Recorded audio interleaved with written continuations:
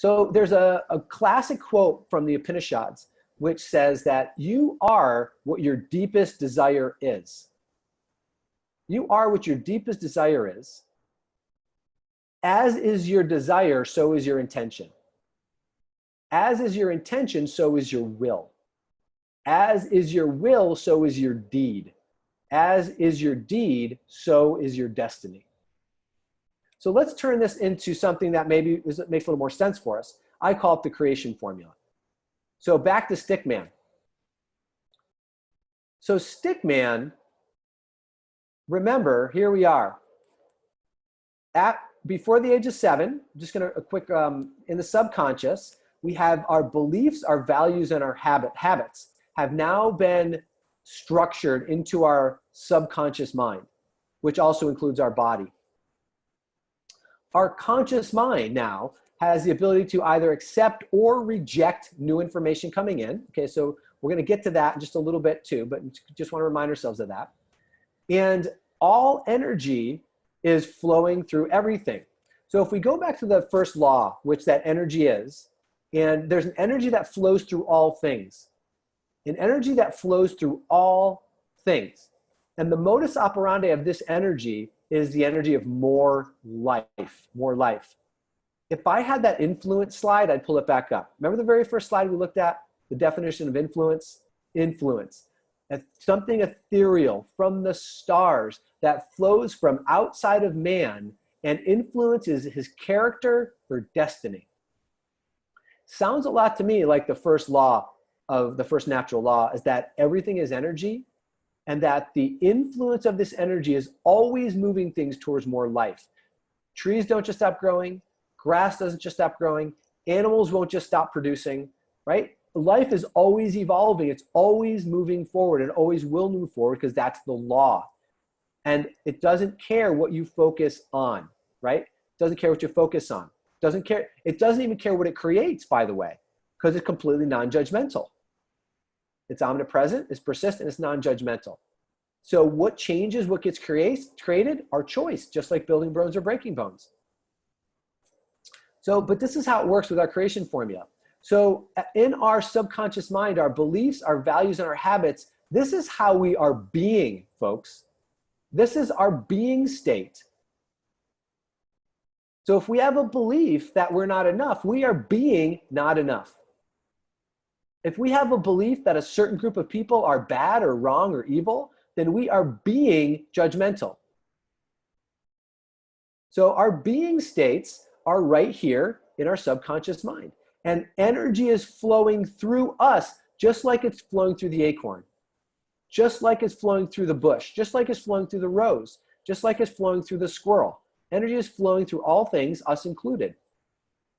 Now, this energy of more life, this energy of more life is flowing through our beliefs, our values, and our habits and into our body, affecting our doing state, affecting what we do. So think about what it is that you do every day.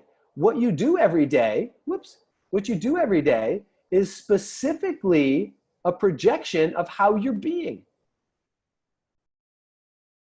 This is the creation formula. As is your will, is your deed. As is your deed, is your destiny. This is what we're talking about here. This is from the Upanishads, thousands of years ago. I'm just breaking it down to some modern understanding according to the, a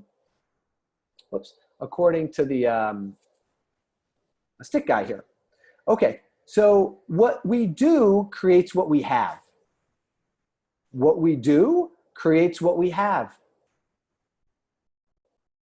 So if you're making dinner, then you'll have dinner. If you're making sales, you'll have money. If you're reading to your kids will have better grades. This is the idea. What we do becomes what we have. So our being states flow into our doing states, create our having states. So remember the thing we did really early on with your piece of paper? And I said, on one side, put what you want, and the other side, put what you have right now. So pull out that piece of paper. Pull out that piece of paper and look at what you have. So you wrote down what you have right now. So the point we want to make, gang, is what you have right now is what you've been programmed to have.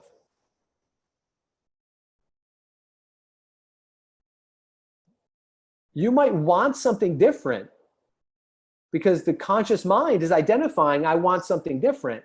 But what you have right now is what you've been programmed to have right now. Based on this process, energy is flowing through your being state because you are being what you're having. Your beliefs are creating what you have. They're creating what we call your results, your circumstances, and your environments. And this because, gang, energy forms into patterns. This is a law of energy. This is perpetual transmutation of energy. This is Pito. Energy forms into patterns. And the more consistent patterns that the energy forms into, it creates a structure. So energy forms into patterns, patterns form into structure, and that structure always flows back to its source of origination, which is its source of energy again. So what I want to point out is that just like a filter, our subconscious mind is just like a filter. And light, white light, has all the colors embedded within it. White light has red, it has Roy G. Biv. They're all in white light. But if you have a filter, a red filter, you will only get red light on the other side of the filter. If you have a blue filter, you will only get blue light on the other side of the filter. So if you go back to here for a second, the subconscious mind is the filter. So whatever result you have, if you have a red filter, you get a red light. If you have a blue filter, you get a blue light.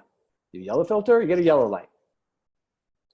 So what we have in our life is determined by our filter. That's kind of like the key point we want to make, gang, and to begin to understand why we are in conflict about what we want, but what we have. So if there's a gap between what you have and what you want, which is most people, that's life, that's what keeps us moving forward. If you have a gap there, just understand that the reason you have what you have is because you've been programmed to have that thing.